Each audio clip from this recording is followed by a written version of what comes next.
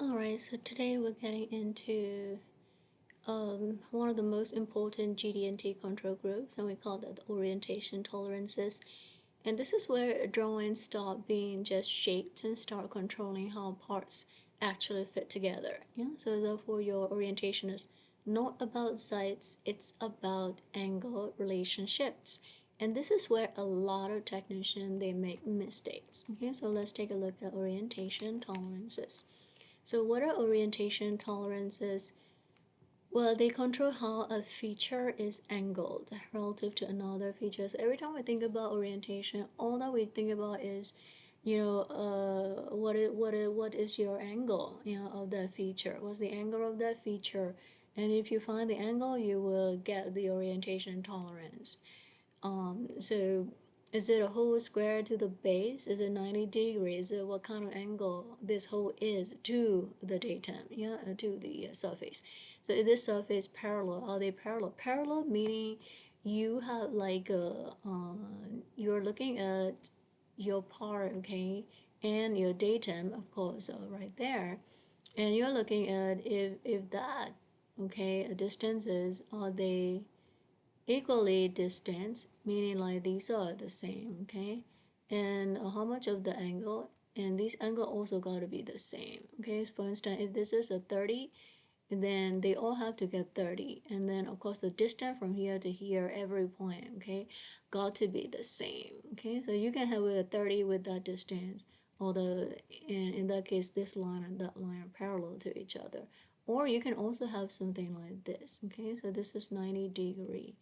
Of course, angles are the same, and then the distance, this guy and that guy are the same, away from each other. So here, this is your datum surface, and that's your feature, and of course that feature is parallel to this because it is that angle away and then that distance away, and they're all equally spaced. Okay, so that's your parallelism. So you're always looking at whether is it perpendicular, whether your feature is at an angle, or whether your feature is at an angle and what distance, equal distance. So these are what we're looking at for the orientation. So orientation tolerance, they control that angle, and we have nothing to do with the size. Of course, here we can be able to see why orientation matters. Orientation is really important because we can be able to solve the assembly problems. So this is real world stuff. So if a hole isn't perpendicular, then the bolt won't sit, okay, in that hole. So if two faces ain't parallel, then the assembly is gonna rock. So this is how expensive scraps, happen. So your bolts binding, machine misalignment, inspection failure, and the assembly problems, everything. Okay, you can be able to get the errors if you don't do your orientation tolerance right. So a part can be the right size, but it will fail orientation. Okay, how you angle that against the datum. So the three orientation control that you need to know: perpendicularity, parallelism, and angularity. Perpendicularity is 90-degree relationship. Parallel equal spacing. See, equal spacing. Also, angle got to be the same. Angularity again is going to be the specific angle. Okay. And of course, because of the way the definitions are like that, and they lost the original meaning of it, okay, for parallelism. Parallelism is also we're dealing with the angle, by the way. Okay, it is a 90-degree in this case. And this is, we call it the equal spacing. You also have this, okay, it can be at an angle. Okay, not always 90. It can be at an angle and equal space because some of the shapes are like that, and of course these are parallel.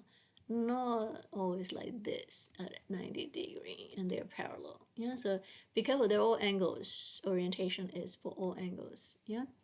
And again, in the real world, some people have issue with this misconception like that. Of course, here we're showing you this angularity, okay?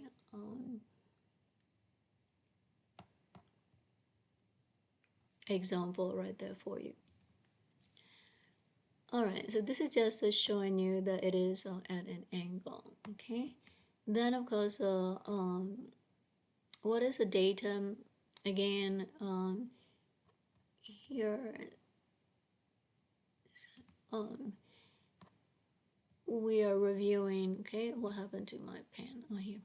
Okay, so again, this is just a review for your datum. We already did the datum lecture, so that's just a reference surface, and then where the features are from, and then your measurement starting point, 0 point is there, and what inspection measures from, and we of course, so we use a datum to do all the three. Orientation tolerance are meaningless without a datum, okay? Therefore, in the orientation tolerance feature control frame, do not forget the datum, which is your A, B, or C. Yeah. So datum acts like the ground you stand on. Without that, there is no reference. So students often forget to include that datum reference in the feature control frames. Okay. Be careful in your exam. So how orientation is applied? So orientation tolerance use a feature control frame, reference one or more datum, apply to surface or axis and create a tolerance zone. And then of course they control the allowable tilt. Okay, and this is how we do it. It usually is a little tolerance, okay, zone like that. And then your actual part gotta fit in there. And if it doesn't fit and it tilt like that, it's going to come out of that tolerance zone that much. Okay, sometimes you can tilt this way and it's going to come out here or there. Okay, so we're looking at that tilt. So your allowable tilt is going to be within that tolerance zone. Okay, so here you can tilt like this, tilt like that. But as long as you are inside of that tolerance zone, you will pass, inspection and measurement. Make sure you avoid the forgetting the datum. So you always have to have a datum where you measure from, and then using the orientation when form control is needed. Sometimes you have to pay attention whether you're dealing with the straightness, flatness, or whether you're dealing with the angles. Orientations are for the angles, and then forms are for your straightness, flatness, circularity, and cylindricity. So over tight tolerance is your MMC, okay? And don't do it. If you can, go away from it, and use your LMC and bonus. So placing the symbol on the wrong feature, don't do that. So if inspection cannot measure it, most likely your design is wrong. Okay, so your perpendicular hole, we usually simulate like that to see how perpendicular that axis is, okay? And this is just your feature, and of course you're gauging with that. So a hole must be square to the bottom surface. If you have a hole like that, okay, that got to be completely square to that datum plane. And then of course you can sketch the block, identify your datum plane, which is primary datum, and then you're going to draw the hole, and then add the perpendicular. Okay, for hole we go with the axis, so just add it like that. And of course attach the feature control frame. Okay, so your FCF is gonna tell what that hole is. So this is where your whole axis is what we are controlling, not the surface. So therefore, every time you deal with the hole, we are looking at the perpendicularity of that axis. So therefore, you can see like that. Okay. All right, so if the hole is not perpendicular, okay, you're supposed to be getting 90 degree like that, but then you're not getting that, then of course you're going to have part fit issue. Assembly will fail. Your orientation tolerance are very important because it is going to make sure that it sits 90 degree to the datum. Okay. All right, then of course we can visualize that by using this simulation. Alright, so perpendicularity is the very first one that we're seeing with this axis gauge, okay, at a datum. And then of course we can be able to simulate and see our data. And when you populate the data, you can, of course, in the simulation, you can move around the space. Right now we're dealing with the 3D space. So if you move around the space, you can be able to see how far away, okay, the perpendicularity, whether are you getting 90 degree or are you deviated from the 90 degree. All we have to do is just turn, rotate, and of course take a look at it. So if you look at it, you can be able to see the perpendicularity, whether it is 90 degree or not 90 degree in that space. Okay, so here we go. So when we exaggerate it, now we can see we are off, off of the 90 degree. So blue and gotta be the one that it should be 90 degree, but then your actual axis is a little bit off of that. And pay attention, we are in like 0.1, okay, unit, very, very tiny little, of course, a space in between them.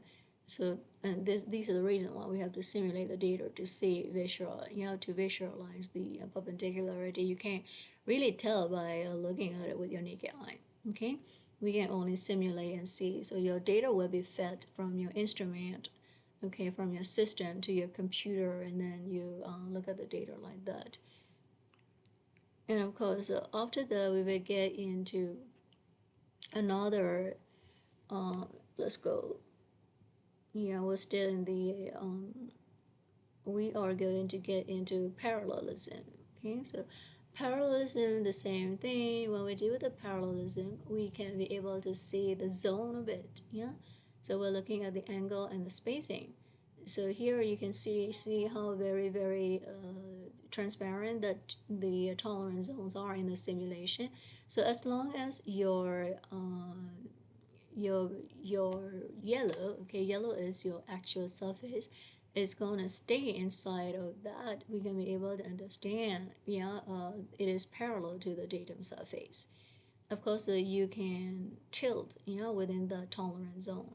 So the blue one is your datum, surface. And then, of course, the yellow one is your actual, and we are gauging the yellow in the tolerance zone. So the tolerance zone is around the yellow surface. So we want to make sure that the yellow surface is parallel to the blue surface. So therefore, the tolerance zone is right above and right below. Okay, the limits are in the for the yellow surface right there, yellow plane right there. Of course, again, in simulation, we have to rotate around to be able to visualize that tolerance zone. See, like we can see it's just very transparent tolerance zone right there. And then, of course, if your surface come out of that tolerance zone, then you don't pass. Meaning like your measurement or design, it has flaw, error. So you're gonna have to either machine out or fix until the yellow surface is parallel to the blue one.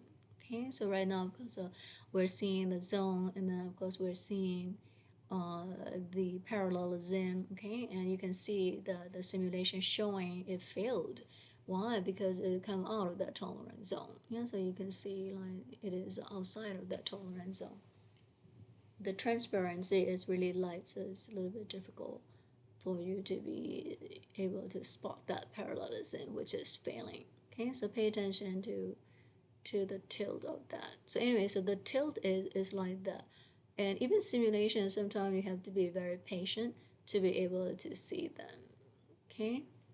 And then what else we have to do?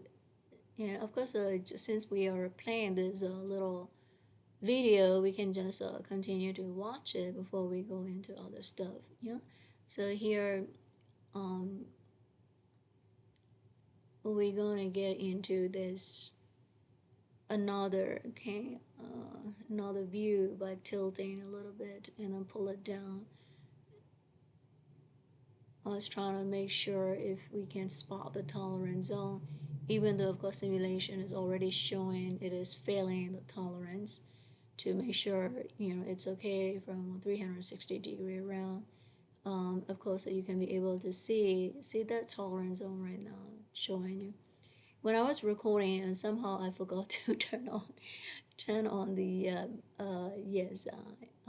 headphones and the of course my microphone actually, and forget to record it. So anyway, so that is what I was saying, okay, which was unrecorded. And anyways, trying to find this a little tolerance zone is very difficult. Right now we'll get into angularity, surface. And here is a little bit easier for us to be able to see. So the dark purple is your actual surface, and the light two surface, so one right above and one underneath of the dark purple surface is making an angle, to the blue surface, datum surface down there. And of course, so we are gauging the angle, how much is the angle, and of course, you're going to have to turn it like that. You can see the convergence point of that two plane because the part is huge, but we can be able to still understand the angle. So now we're decreasing, and increasing the space, so we can be able to see the big part.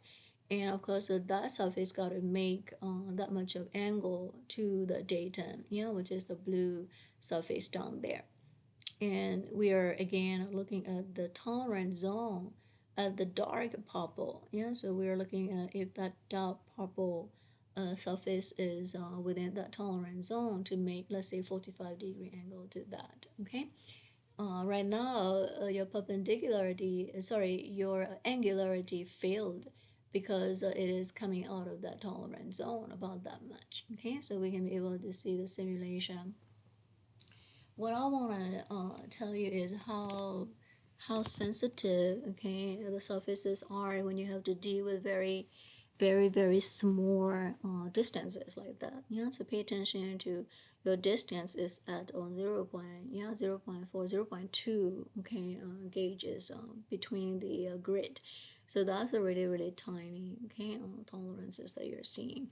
So anyway, so here, of course, this simulation, we have simulated all three, okay, orientation, tolerance from the perpendicularity, parallelism, and then, of course, angularity, okay. All right, then we will get into the AutoCAD Lab 10. It's the one you will be doing this Thursday.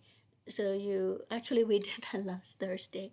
Okay, we will be doing 11, but I record my video 1 week later because I got really busy last week. So linear dimension, align, angular, radius, and diameter, of course, the center marks. And center axis is also there, I forgot to list it. And baseline and continue dimensioning method are going to be in lab 10 that you have to do. So linear dimension, again, open bracket, okay, and that is going to be your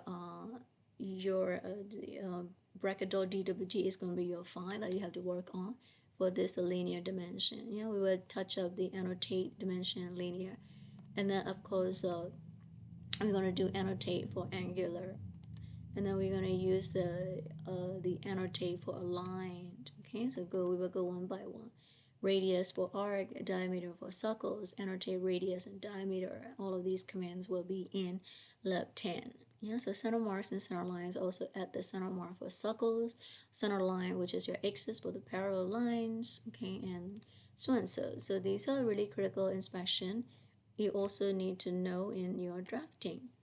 And then, of course, we will continue with the baseline and continue dimensioning in lab 10. So you're going to have like all dimensions originated from the same reference surface or plane, and we call that baseline dimensioning method. And if you are doing a dimensioning chain with a stack-up tolerance, then it will be continued dimensioning method. Okay. All right. So this is my source, and of course, that's it for today. Okay. So let's just close it here.